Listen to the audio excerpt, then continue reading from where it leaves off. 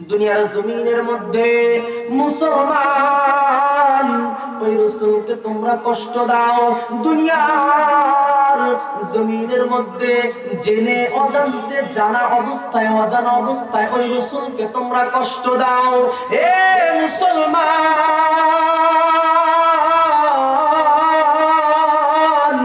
যেই রাসূলকে আমার আল্লাহ এত মোহাব্বত করে, যেই রাসূলকে আমার আল্লাহ এত ভালোবাসে, সেই রাসূলকে তোমরা কষ্ট দাও।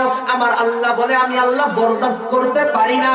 সূরা আহজাবের 57 নম্বর আয়াত নাযিল করলেন। আমার আল্লাহ বলে দিলেন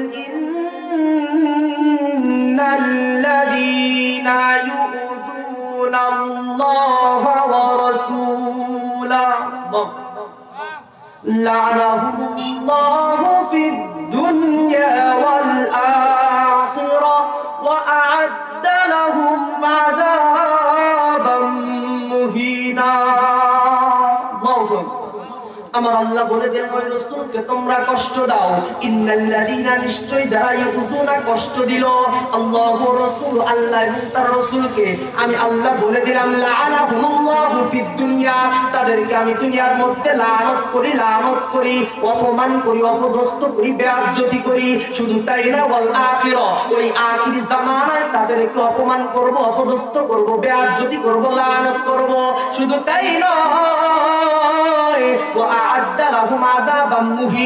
আমি আল্লাহ তাআলা তাদের জন্য অপমানজনক আযাবের ব্যবস্থা করে রেখেছি। তাহলে রাসূলকে কষ্ট দেওয়া যাবে?